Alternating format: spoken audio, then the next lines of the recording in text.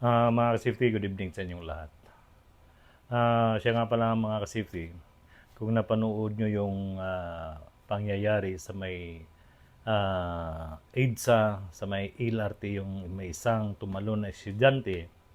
Siya nga pala nakikiramay ako sa pamilya ng estudyante.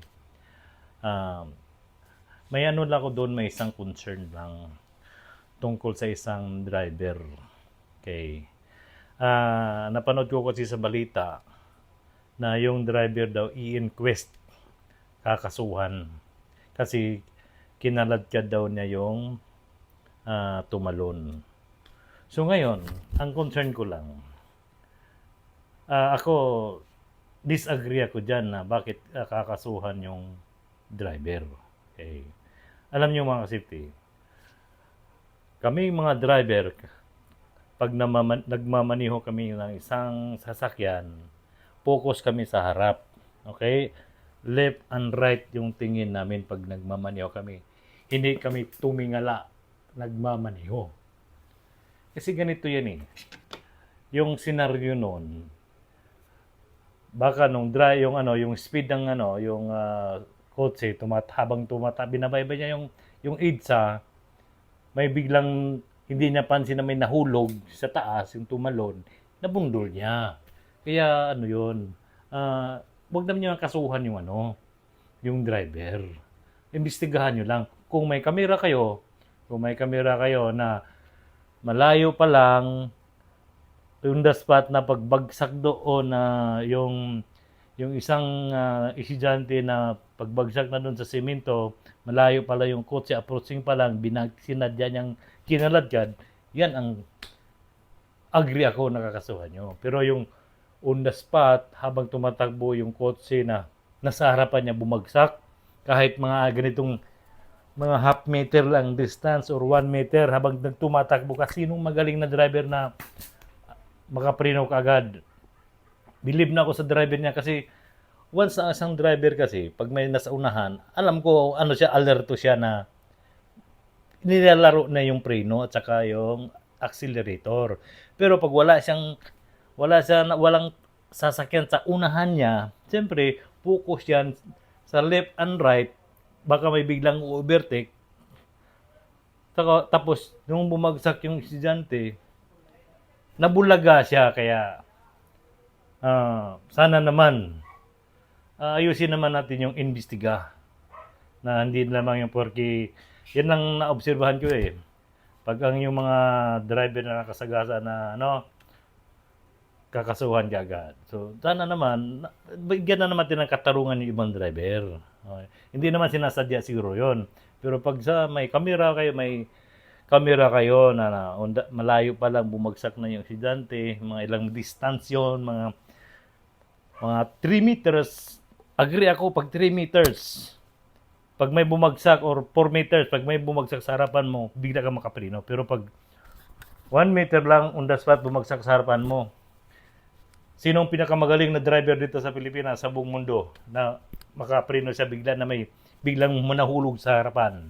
Alam niyo yung takbo sa sa city at saka sa municipality, yung takbo ng sasakyan ay nasa 30 to 50 kilometers per hour lang. Okay. So ngayon yung 30 at saka 50 mga safety, mabilis na yan. Okay. Alam nyo mga ka-safety, dito sa atin sa Pilipinas, kung napansin nyo rin, marami ng mga car accident, okay, mga motor, lahat ng mga tumatakbo sa highway. Kung napansin nyo yung mga ka-safety, yung isang aksidente doon sa may Tayabas, Quezon, yung isang riders, 3 sila nakasakay, okay, na yung isang van binunggo na yung yung motor, na 2 ang patay on the spot at saka yung lalaki ay nabuhay pa. Yun ang dapat yun ang dapat ikulong yung driver, kasi liban sa yung sasakyan niya ay kulurong, baka naman siguro wala pang lisensya yon. Punta tayo sa Cebu. Mayroon namang aksidente doon sa Cebu. Isang binatilyo nagmamaniho ng sasakyan. Binangga niya yung yung isang businessman.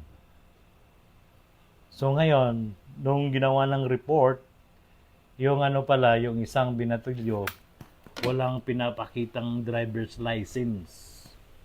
So kaya nanawagan ako sa mga magulang sa buong Pilipinas, kung sino man yung ang mayroong sasakyan na pag tinuturuan niyo yung anak nyo o mga kapatid nyo o mga pinsan nyo na magmamaniho, please naman, i-encourage nyo sila na kumuha ng lisensya bago sila lumabas sa highway.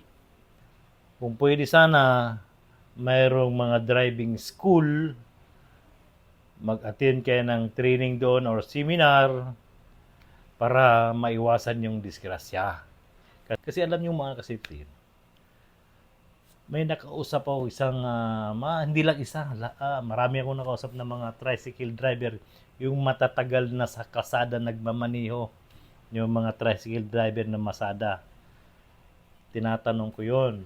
Ang sabi nila, kung sino pa yung mga tarabarumbado sa kalsada, yun pa ang mga walang lisensya. Tama naman, agree ako niyan. 100% agree ako niyan. Kasi yung iba kasi hindi na alam yung mga road safety. Yung iba nga, hindi siguro alam nito kung ano ito. Yung ibang driver dyan. Oh, hindi na alam kung saan ito ilalagay pag nasiraan kayo. Oh. Kaya, yung iba dyan, napansin ko rin na yung pedestrian lane, wala silang pakialam, hindi nila alam kung anong ibig sabihin ng pedestrian lane.